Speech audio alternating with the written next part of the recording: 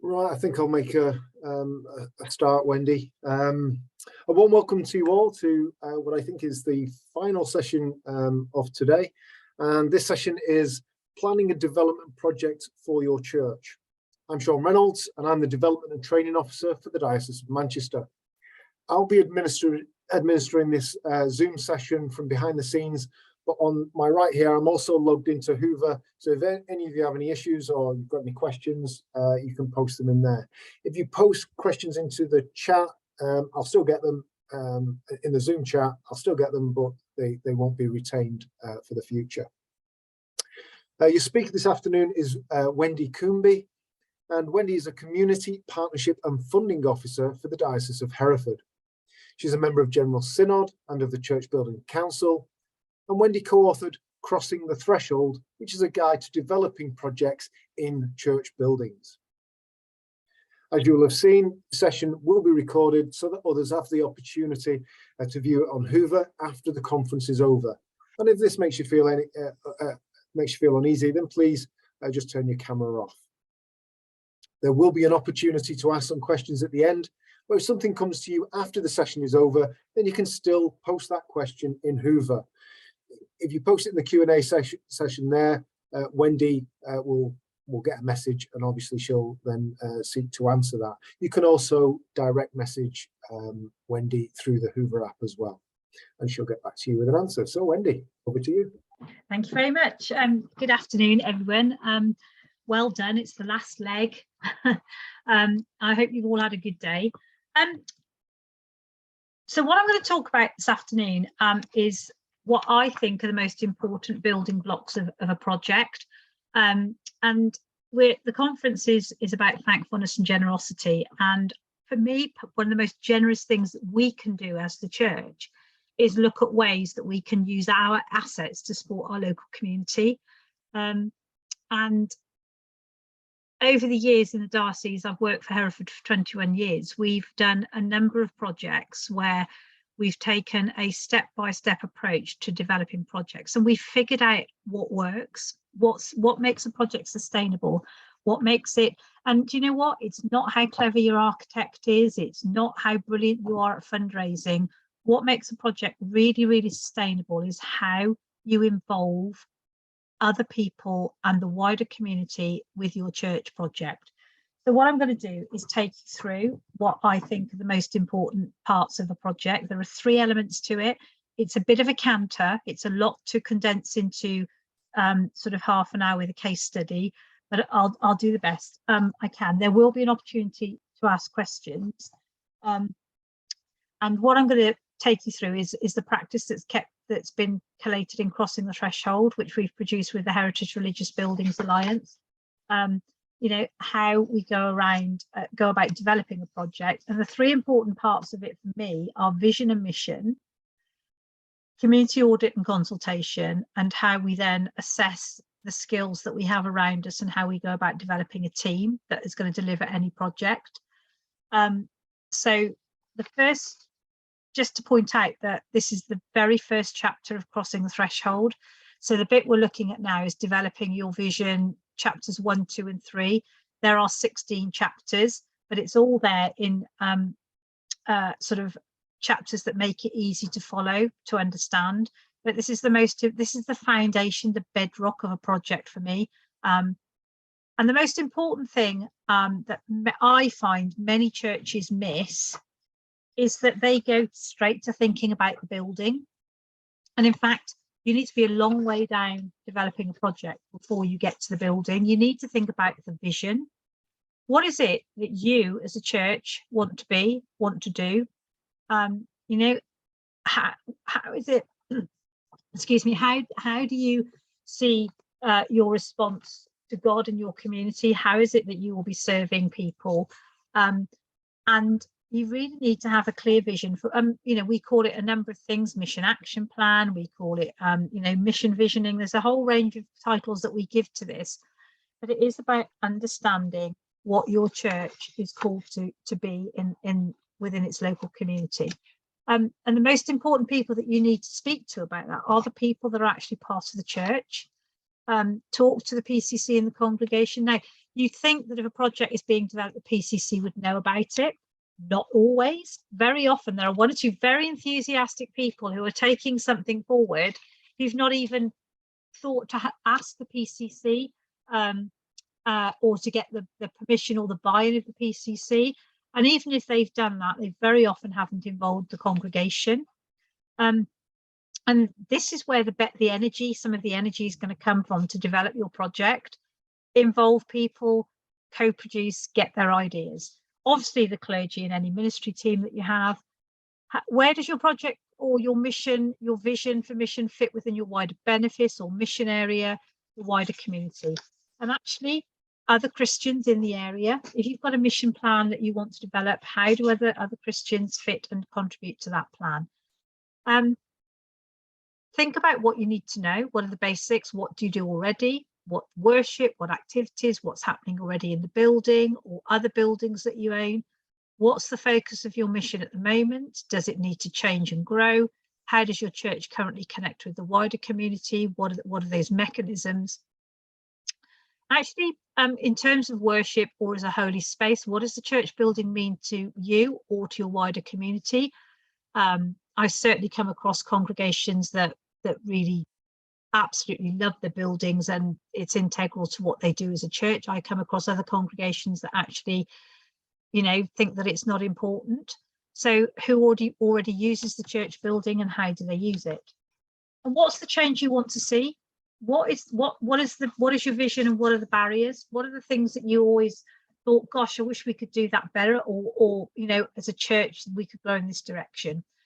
Think beyond the wider congregation. So how do people see you? And how do you know this? We don't want anecdote. You need to really understand what people think and capture what it is they're saying. What do you know about how the building's managed? Do you know what the bills are, what the outgoings? Could you make better use of the buildings? What do you already have by way of facilities? It's understanding your place and where you are now. And I think talking to your congregation is also really important. So again, I've seen many PCCs or ministry team groups do a whole mapping and visioning exercises, and they've not talked to one of their greatest assets, and that's the congregation. They need to be integral to forming a vision. So think about all the groups within your church, ask them where they see God at work in their group, what they see the opportunities are. And think about different techniques. There are many different ways, but try and make sure you're always asking consistent questions. So clearly preaching and worship, use that space and that time. Look at focus groups, whether those are in person or in Zoom. Look at planned events and try and piggyback on what's already happening. Think about how you might use social media and SurveyMonkey to do some of this visioning with your congregation. And good old-fashioned paper questionnaires, they're really important. And try and talk to everybody, but especially the difficult people. It's very often really useful to understand who are the people that might be blockages or barriers or gatekeepers to what it is you want to do. Have those conversations and try and include their views. It would be absolutely invaluable to do that and to understand, don't let difficult people stop you doing for something, but it also is helpful just to understand their perspective. And sometimes it might be based on misconception anyway. So having those conversations help. Make events fun, always involve food and drink. People love to eat. That's one of the great things that we're good at is hospitality. Think about colour, activity, entertainment whenever possible. And if you don't have the capacity to undertake the work, who can help you? And at this stage, will it cost anything to do this? And if it will cost anything, how will you fund it? Bring all that learning together. So what you've come up with as a mission plan that you've developed with your PCC and your wider congregation and maybe your wider mission area and maybe even with your diocese. And test that back with those who contributed. Is it what they said they wanted? Take it to the PCC and agree a delivery action plan. and what it is you need to do to take it further. Once you've done that visioning exercise with your worshipping community, take it the next stage, take a really good look at your church, and then take a really good look at your community. And I think a really good way of doing this is to undertake a community audit, and then following that up with community consultation to understand where you sit locally. Think about whether you might need professional help to do this, or whether you've got the resources within the congregation to do this. But a community audit is, I think, a really important part of developing a project. Do some desk-based research. It can be a really good place to start. Make some phone calls, speak to people if you need to, but it can include a local walkabout to understand the area where your church is placed. Go and visit other organisations and venues. Really try and find out what's happening in your community. Google, you know, if you had an idea, for example, if you were thinking, do you know what, there'd be a great space. Part of our mission action plan has said that we want to develop ministry to children and families. It'd be great to have a mother and toddler group. But actually, if you Google and there are 37 mother and toddler groups in your area already, then perhaps you may need to think about whether that you are the best people to develop a new one. But scroll through Facebook, look at local groups and activities. And I would actually say that most church groups should be part of local Facebook groups anyway, because it's a really good way of connecting. Explore the local context. A community audit will give you a 360 snapshot. It will give you an overview of the people that live there, the services that already exist, of what buildings and facilities and assets are already available for people to use. It allows you to understand the local demography. It shows you what people can access already. It shows what organisations are already working in an area. It highlights gaps in provision, what isn't happening, but it also highlights what is already happening, so you don't duplicate. So test the church vision against what you've learned. And the other way of collecting information in an audit is to look at the Church of England stats team, because stats are really useful. Sometimes a funding application, if you get to that stage, or to help you really understand the context that you're working in, if you understand your demographics, where you score in terms of indices of multiple deprivation, the type of community you're a part of, there are a number of places you can find that information. So I said the Church of England stats team, the Church Urban Fund have a brilliant tool to looking up your IMD. Local authority research teams might be able to help you, or local authority websites. And actually look what's been done in your area already. Again, Google's brilliant for finding this out. So are there any strategic plans where all that information's been collected already? Government programmes, neighbourhood development plans, and actually even parish plans. That information, is it all there already? And actually look at some of the strategic activities happening already. Is there something you as a church can join in? It might actually demonstrate opportunities for you. It might identify partners that you can work with. So, for example, if you were thinking as a community business idea that you were going to put, I don't know, a brewery in the back of the church, and actually it turned out in your area there was a local brewer that might be prepared to give their expertise to help. It just identifies what's there already, and it also shows you who are the people that you might need to talk to in the future. Because after you've done that community audit and you've got a bit of an understanding of the place and the context, and very often people don't do this, they assume they know their area without taking a really good look. And a community audit will really allow you to do that, to get to the heart of what's already happening. And it's very often it is a factual thing.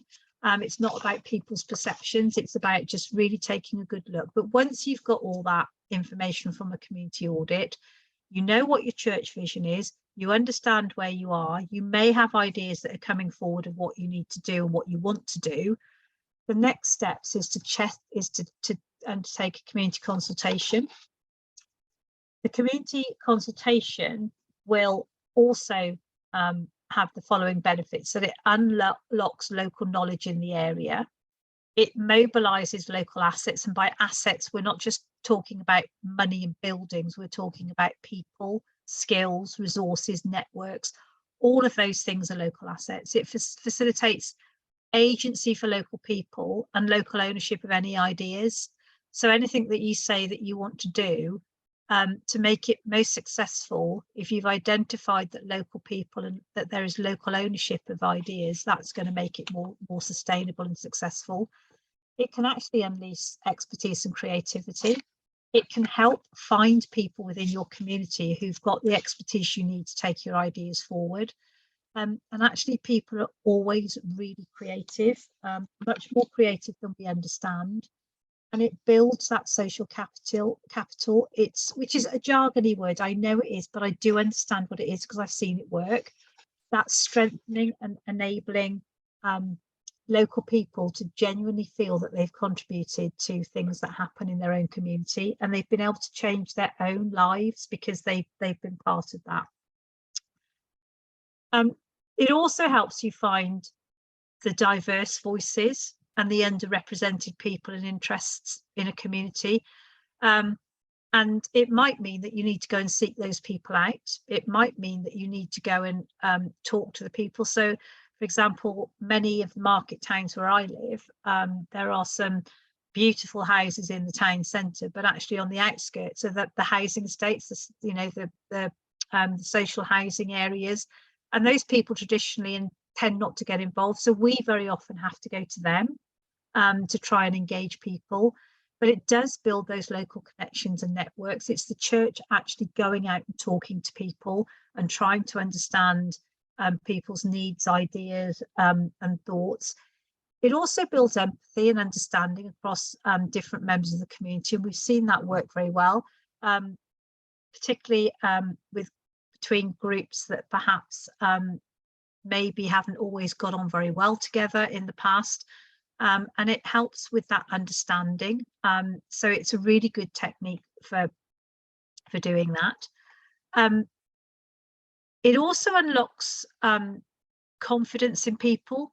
It actually makes them feel valued. And if they decide that they want to get more involved with the project, it really builds their skills. And in many cases, in some of the projects we've worked on, it's actually helped people go on and get jobs. So it's really useful in supporting people to feel confident through community consultation.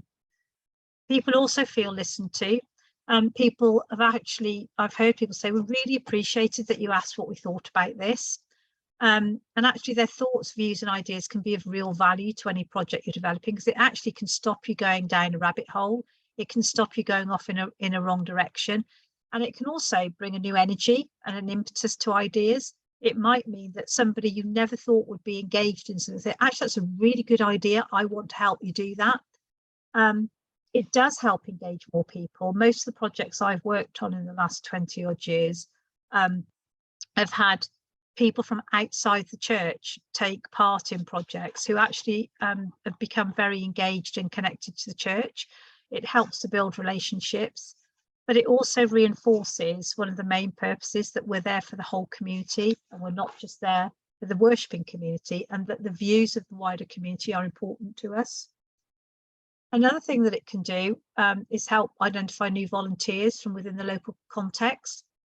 And this isn't the only reason you've done it, or you should do it, but one of the really important things is that I don't know any funding application that doesn't ask how and when you've consulted your community. How do you know what you want to do is genuinely needed? How do you know that local people will use it? How do you know it's going to make a need? And the only way you can demonstrate that is that you've actually asked your community. And in a funding bid, I would be expecting you to be able to say, for example, on May the 15th, we held an event at the church. We asked the following questions, 47 people attended, and this is what they told us. And we've used this to actually create our plan. It also helps form the basis for any briefs for architectural design work or anything else that you might need to commission. And I don't think that any architectural work should be done until this process is finished. I think that form follows function. You need to understand what is going to happen in a building before you can actually go ahead and design the best way that that's going to happen. What is it you need? What are the facilities you need? And I've seen so many parishes spend quite a lot of money on architectural work and design work. I mean, thousands of pounds, but actually when they've done the community consultation or even a community audit, they've actually thought maybe we would have done things differently if we'd had these conversations first. I can't make a strong enough case for community consultation. And there are lots of ways of doing it. You hold events, and in those events, you can do surveys, questionnaires, interviews, focus groups. You can get people making models. You can get people doing sticky walls, art walls, where people can write what they want. You can use, there's an amazing thing I've seen called a Mentimeter, where you can do consultation using an app, and people get the chance, and it does those lovely sort of word walls. What are the most prominent words that people are using?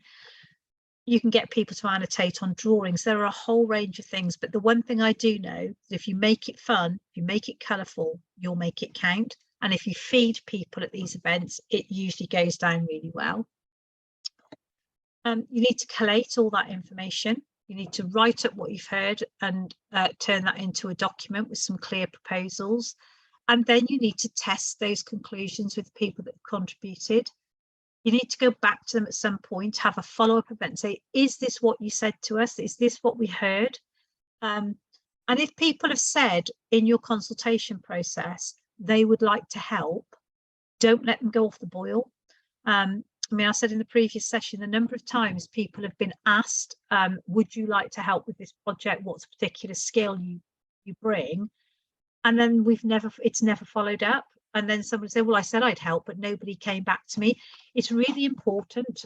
These projects can be quite hard work, and as much skill and energy you get will actually really stand you in good stead. So that's quite an important thing.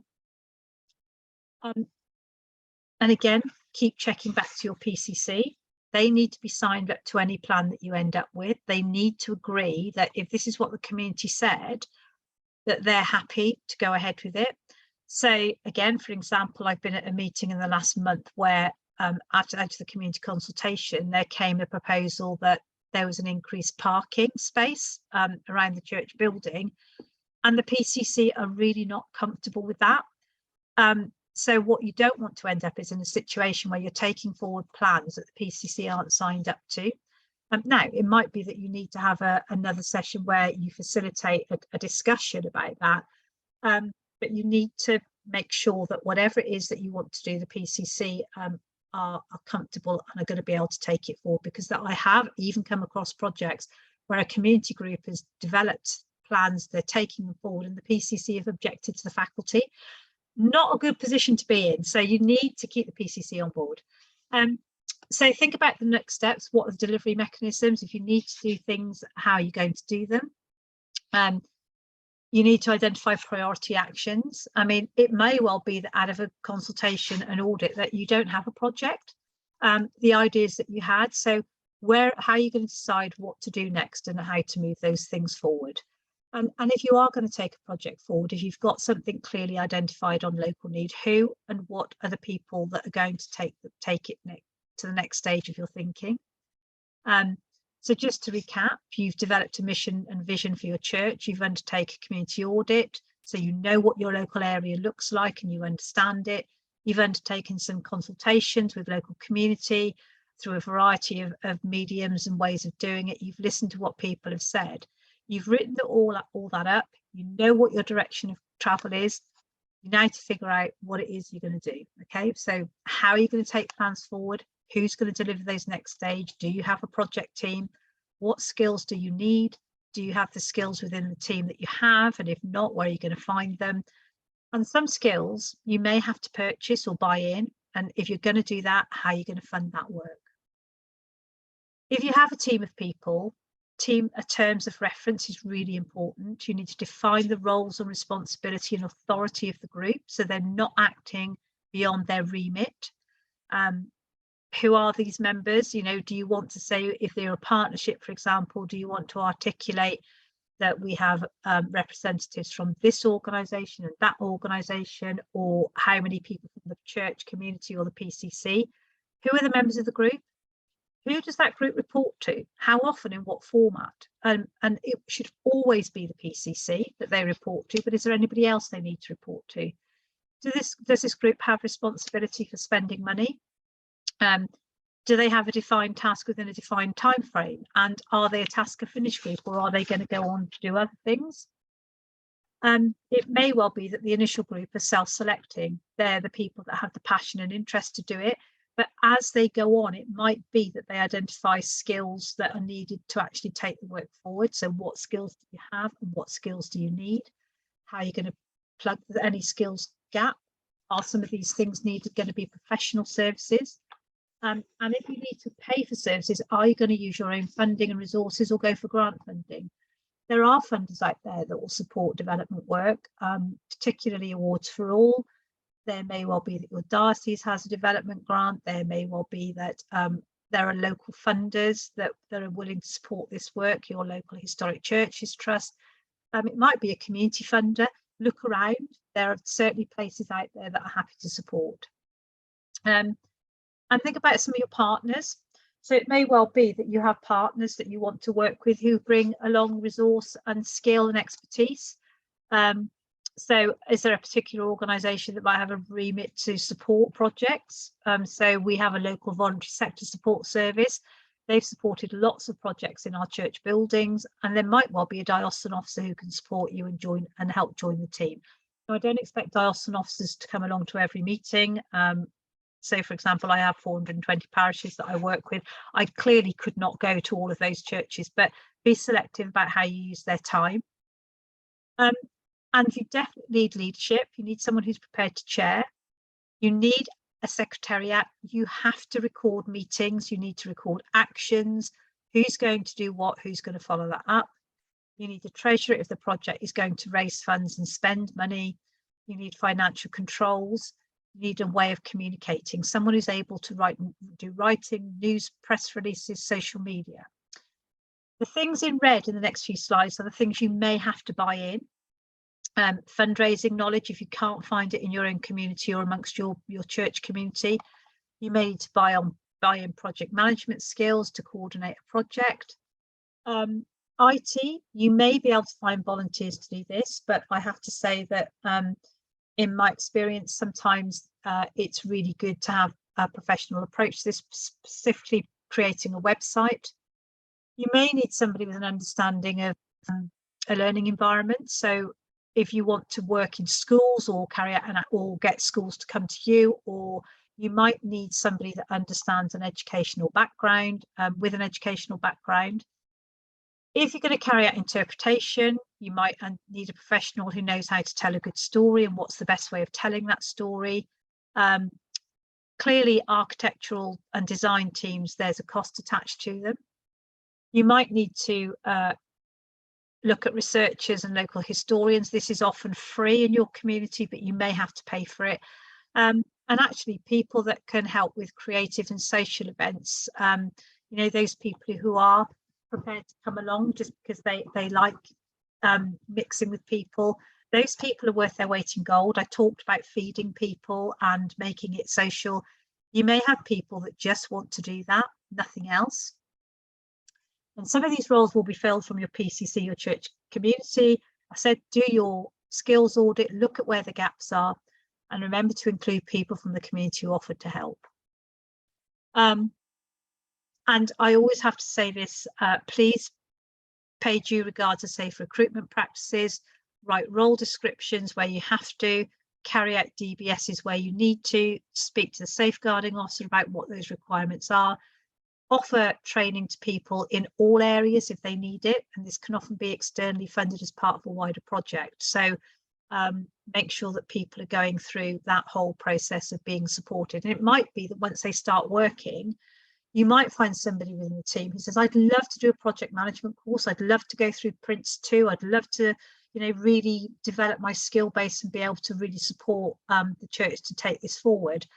It might be that just by offering a simple, relatively inexpensive training program, you can actually build the skill and the capacity of your local congregation or community. So think about how you're going to build that team. I'm going to go through a case study. And I just wondered before I did that if there were any questions. There's nothing on Hoover. Okay. So if there's any live questions, then you can take those now. Nothing on Hoover. Okay. Sean, can you just tell me how much time I have left, please? Yes, you got about 9 minutes. Okay, that's great. That's brilliant. Okay, well, as there are no questions, I'm going to try and show you I'm not going to try. I'm going to show you a case study so you can see some of the practice that I've talked about and how this has all come together. And there may be a bit of time at the end for questions. But so the case study I'm going to give you is St Leonard's Yarpole. It's a Grade 2 star listed church. It's in a rural village in Herefordshire. There are less than 300 households in the community. There was a declining congregation like most of our rural churches, but this church was never in danger of closing. It was financially sound, it was viable, it was not in, there was enough of a congregation for regular Sunday worship. They had a service every week. But in 2003, the church undertook a visioning exercise. They did some mission action planning, and they agreed that one of their mission aims is that they needed to find more ways to engage with the local community, and particularly to make better use of an underused building, which is the church building. There were facilities there. They already had a toilet, they had a kitchen area, they had a meeting space, but actually people weren't using the building.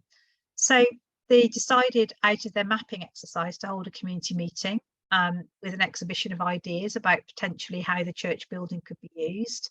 And unusually for this part of the community consultation, they worked in partnership with the local authority, because the local authority were also doing some community consultation around the neighbourhood plan, the local development framework, and they agreed to put in a question about the church into that questionnaire. So it's always good, going back to what I said about looking at what's already happening in your community, particularly with local plans and local authority initiatives. Look at what you can join in with. So this meant that all they had to do was come up with a question, and that went to every household. It showed that people valued the church building. They wanted to see it there, but they didn't necessarily want to use it for worship, but they were supportive of the idea of the wider community use of the church building. But what the community consultation also showed is that one of the biggest problems in Yarpole was loneliness and isolation, particularly for a certain demographic of the community. It's a community that, apart from the church and a village hall that had things happening quite regularly, there was very poor public transport, and it was hard for people to interact and get their shopping, particularly since the local privately run shop had closed. And in 2005, the parish planners identified that the loss of the local shop in the community and the underuse of the church were two key areas that they could work on. So the village shop was being run out of Porter Cabin on the back of the pub car park. Yarpole Community Shop Association was set up in 2005, and with expert advice from the Plunkett Foundation, who have also been presenting at this project, at this conference, the church and the Community Shop Association decided that they were going to co-locate the shop in the back of the church, so that it was a really good use of the church building. So they developed a £240,000 capital project to reorder the interior of the church. They were able to make a strong case to funders due to the very strong community involvement. They raised funds from grants, local trusts, but they also looked at loan finance. The shop did take out loan finance. They used funding from local people, but every local fundraising event was fun. They made it really good fun. It was it wasn't just asking for money. It was fair exchanges, no robbery. You give us some money by coming to this event and we'll show you a really good time. They had a community share offer from the shop, which took the expert support of Plunkett Foundation. They installed a sustainable heating system, which has been absolutely instrumental in helping to secure grants for them.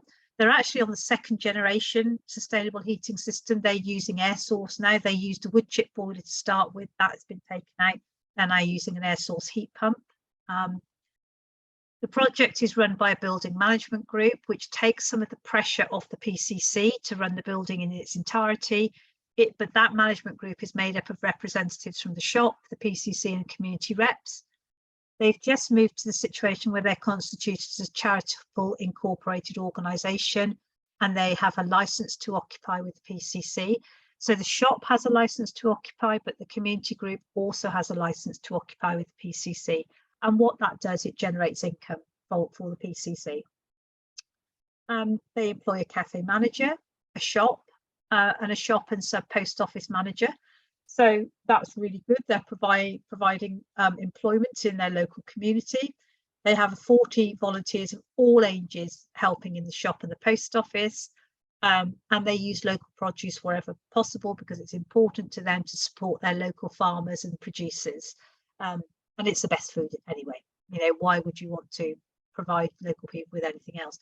They've also worked out, interestingly, that by the time you've got in your car and driven the 10 miles to Leominster, which is the local nearest market town, done your shopping and come back to Yarpole, it's actually cheaper to shop in the community shop. It's less it's less travel miles for food. It's much more sustainable way of shopping. The church is also used as a local authority talk community hub, which means that it provides and signposts information to people about council services. But for those people who are not digitally included, they can go along to the talk community hub and access services online. The church has set up a good neighbours scheme to help local people who are isolated or don't have transport. It's a dog walking service. It's a I'll sit and have a cup of tea with you service. I'll take you to a doctor's appointment service. I'll trim the hedge for you. It's that sort of good neighbours scheme. And the church building itself is used for a much more diverse range of music. It's used as a performance space, craft fairs, local artists use it, and local markets. It's led to a much more sustainable church. They wouldn't necessarily say that their congregation has grown hugely, but actually what people in the PCC and the church community feel is that the building is still very much a sacred space, that people use it like that. People come into the church, they use the chapels to pray, that they're still worshipping regularly, and generally the benefit to their community they feel is an integral part of their mission. So that's Yarpole. I'm happy to take any questions if people have questions.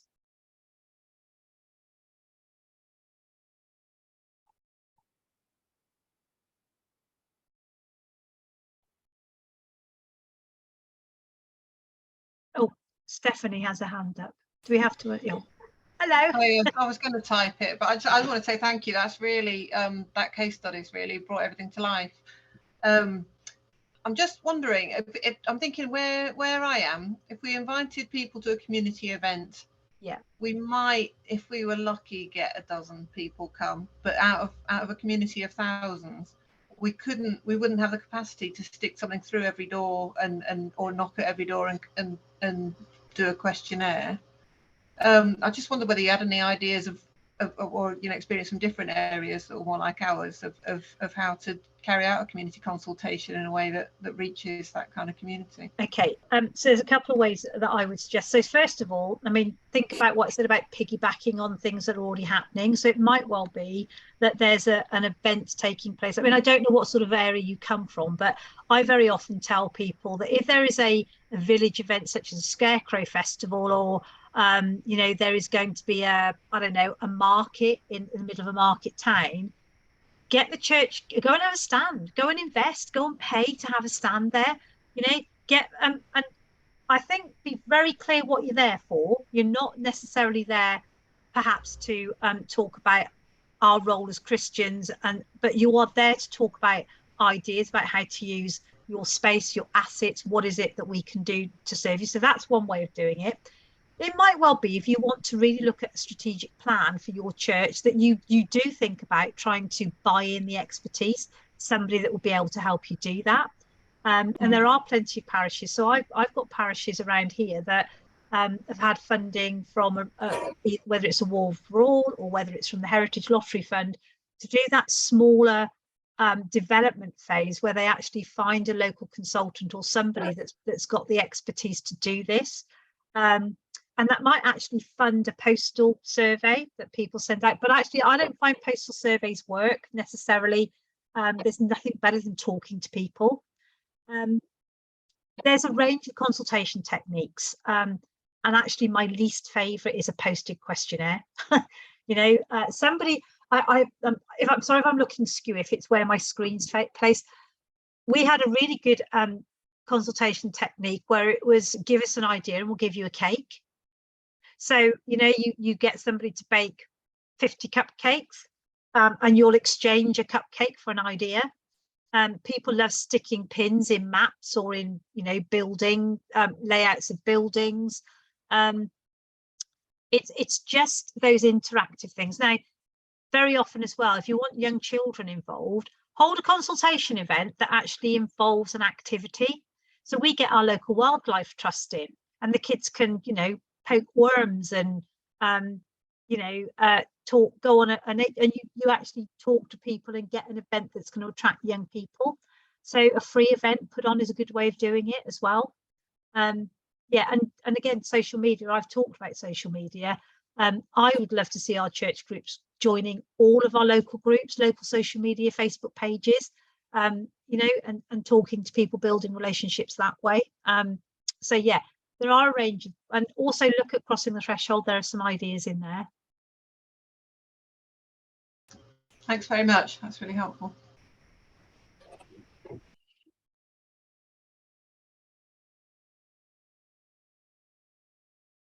Wendy, I think we'll bring that to a close now, if that's okay with you. That's great. Thank you very much. Shall I say very quickly what I said about Crossing the Threshold being updated? There was a link, and I will make sure everyone gets the slides. You can have access to the slides. There's a link to Crossing the Threshold. It's currently being updated in partnership with York University. So we're trying to incorporate some learning from the pandemic in there. The research showed the value of churches. So what are the areas that we can perhaps engage with people? So just keep an eye out for that. We'll try and do some promoting of that when that happens. Okay. Thank you, everyone. Thanks. The resources section down the left-hand side, in there, there's a little tab called Documents.